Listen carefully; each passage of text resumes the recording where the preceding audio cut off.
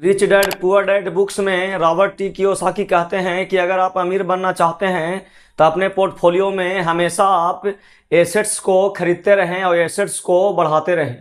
लेकिन अगर आप गरीब बनना चाहते हैं तो आप हमेशा लायबिलिटीज को खरीदते रहें। लेकिन 95% लोगों को एसेट्स और लायबिलिटी क्या होता है ये भी पता नहीं है। कुछ लोगों को एसेट्स और लायबिलिटी पता है तो उन्हें एसेट्स और लायबिलिटीज के बीच अंतर पता नहीं है। वे व्यक्ति खरीदते हैं एक्चुअली में लायबिलिटी को, लेकिन लगता है कि वो जो है से एसेट्स खरीद रहे हैं, जिसके कारण उन्हें आने वाले फ्यूचर में और भी समस्याओं का सामना करना पड़ता है। इसमें कुछ लोगों को एसेट्स और लायबिलिटीज के बीच अंतर पता है तो वे लोग लायबिलिटी को इसलिए खरीदते हैं क्योंकि उन्हें समाज में एक बेहतर छवि को दिखाना होता है, समाज में उन्हें एक वैल्यू क्रिएट करना होता है। लेकिन एक्चुअली में अगर आप वैल्यू क्रिएट करना चाहते हैं तो लंबे समय के लिए आप एसेट्स को खरीदें। बहुत से लोग जानबूझ करके लायबिलिटीज को खरीदते हैं कि हमें लायबिलिटीज जो है से आगे मान सम्मान प्रतिष्ठा को बढ़ाएगा, समाज में जो है से एक अलग पहचान देगा। इसीलिए लोग जानबूझ करके भी एसेट्स नहीं खरीद करके लायबिलिटीज को खरीदते हैं। देखो, मैं ऐसा नहीं कह रहा हूं कि आप जीवन में कभी लायबिलिटीज को खरीदे ही नहीं। लायबिलिटीज को खरीदें, लेकिन लायबिलिटीज को तब खरीदें जब आपका पोर्टफोलियो में एसेट्स इतना ज़्यादा हो जाए कि उस लायबिलिटीज को खरीदने के बाद आपका आने वाले फ्यूचर में किसी भी तरह का फाइनेंशियल सिक्योरिटीज में कोई दिक्कत ना हो। उसके बाद अगर आप लायबिलिटीज को खरीदते हैं तो आपको किसी भी प्रकार का दिक्कत नहीं होगा। लेकिन बहुत से लोग क्या करते हैं कि जैसे ही इनकम आना शुरू होता है वे व्यक्ति जो है से एसेट्स को नहीं खरीद करके और लायबिलिटीज को ही खरीदना शुरू करते हैं। आप लायबिलिटीज खरीदें, लायबिलिटीज खरीदना अच्छा है, लेकिन लायबिलिटीज तभी खरीदें जब आपका एसेट्स की पोर्टफोलियो जो है बढ़ जाए। उसी एसेट्स की पोर्टफोलियो की वजह से आपका जो इनकम जनरेट होगा उसी से आप जो है लायबिलिटीज को खरीदें। मैंने वीडियो का स्टार्ट में ही कहा कि 95% लोगों को एसेट्स लायबिलिटी क्या है इसके बारे में भी पता नहीं है। लेकिन मैं समझता हूं कि आपको एसेट्स और लायबिलिटी के बारे में पता है, फिर भी मैं आपको आसान भाषा में एसेट्स और लायबिलिटी के बारे में बताऊंगा।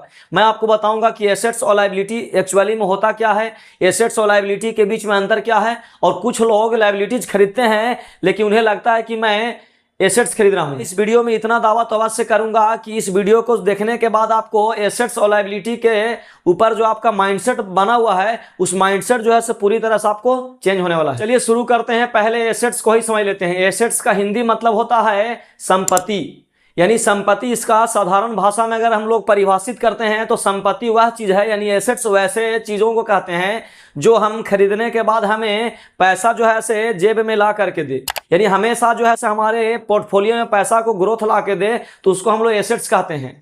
लेकिन इसका विपरीत क्या होता है, लायबिलिटी होता है। लायबिलिटी का हिंदी में बोलते हैं दायित्व।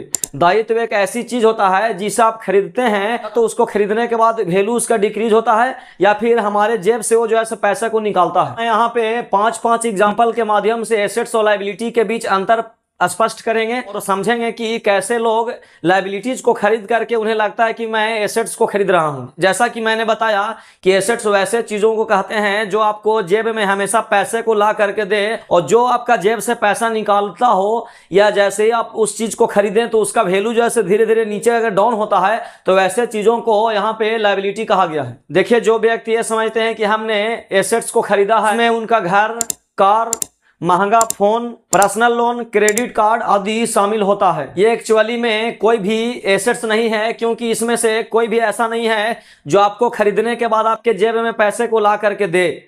हाँ, अगर घर आप खरीदते हैं तो घर को खरीदने के बाद रेंट पे लगा देते हैं तो आपको एसेट्स का काम कर सकता है। लेकिन एसेट्स तभी होगा घर को आप लेते समय ईएमआई बनाया है, उस ईएमआई से ज्यादा आपको रेंट आता हो। जैसे अगर मान लीजिए कि आपने घर खरीदा 30 लाख रुपए का और 30 लाख रुपए का घर खरीदते समय आप 10 लाख रुपया डाउन पेमेंट किए, उसमें अगर मान लीजिए कि आपका 30,000 रुपया घर का ईएमआई भर रहे हैं लोन चुकाने के लिए, लेकिन आपका अगर यहाँ पे रेंट अगर 50,000 रुपये महीने का आ रहा है तो अब आपका ये एसेट्स में बदल सकता है। उसमें 10% जो है से एनुअल इंटरेस्ट भी देना पड़ता है। अब हम लोग बात करते हैं कार। जैसे मान लिया कि आपने 10 लाख रुपए का कार लिया, उसमें आपने 3 लाख रुपए डाउन पेमेंट किया।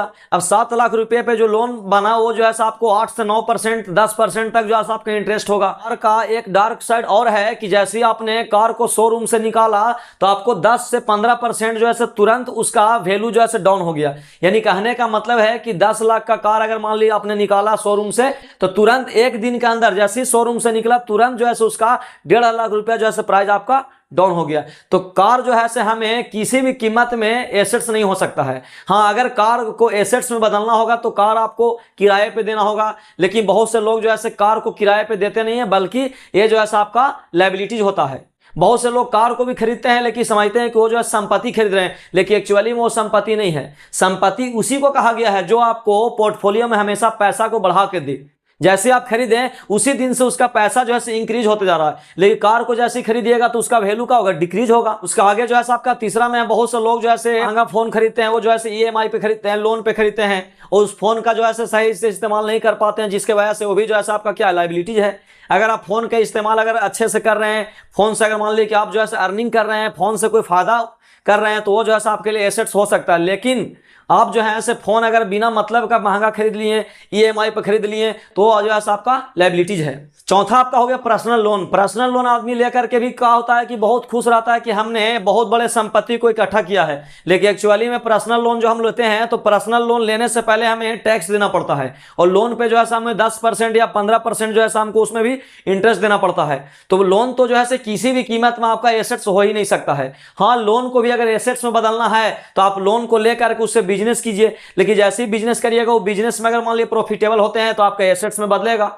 लेकिन बहुत से लोग लोन लेकर के जो है बिजनेस नहीं करते हैं, बल्कि लोन लेकर के जो है आपको घर बनाएंगे या फिर और जो है काम करेंगे। मुख्य वस्तु आपको एसेट्स और लायबिलिटी हो सकता है, लेकिन डिपेंड करता है कि आप उसे किस तरीके से इस्तेमाल कर रहे हैं। क्रेडिट कार्ड, क्रेडिट कार्ड जो है से बहुत बड़ा लायबिलिटी है, क्योंकि क्रेडिट कार्ड का एक मतलब टर्म होता है, अगर आप क्रेडिट कार्ड का 45 दिन के अंदर आप भुगतान कर देते हैं पैसे को, तो जो है आपके लिए एक एसेट्स का काम करेगा। उससे आप कोई काम कर लिए, 45 दिन के अंदर भर दिए, लेकिन जैसे ही टाइम से फेल होगा तो क्रेडिट कार्ड जो है से आपको बहुत बड़ा जो है आपको इंटरेस्ट लेगा। वो जो है आपको 30 से 35% तक जो है आपके एनुअल चार्ज जो है से लेता है। तो क्रेडिट कार्ड भी जो है आपके लिए लायबिलिटी हुआ। तो अब हम लोग ये जान लेते हैं कि आखिर एसेट्स होता क्या है। हमने 5 यहाँ पे लायबिलिटीज के बारे में बताया, अब हम लोग ये भी जान लेते हैं कि एसेट्स क्या होता है। तो देखिए, एसेट्स का सीधा सा हिसाब है, जैसा कि बताया मैंने कि एसेट्स का मतलब होता है कि जो वस्तु का आपने खरीद करके और लाया वैसे ही उसका वैल्यू जैसे इंक्रीज होने लगा, वो जो है इंक्रीज होने लगा, या आपको पैसा को ला करके जो है आपको रिटर्न दे रहा है, तो उसको आप एसेट्स बोलिएगा। तो एसेट्स का यहाँ पे पहला एग्जांपल आपको है किराए पर दिया गया घर। अगर आप 50 लाख रुपए में घर बनवाया और 50 लाख रुपए में घर को बनवा करके आपने उससे किराए पे दे करके 50,000 का महीने अगर आप रेंट को ले रहे हैं, तो इसका मतलब है कि ये जो है आपके लिए एक बेस्ट एसेट्स का जो है मतलब काम करेगा। ये जो है आपको संपत्ति होगा, क्योंकि उससे जो है घर का भी रेट जो है बढ़ रहा है और उससे हर महीने 50,000 रुपये जो है आपको रेंट भी आ रहा है।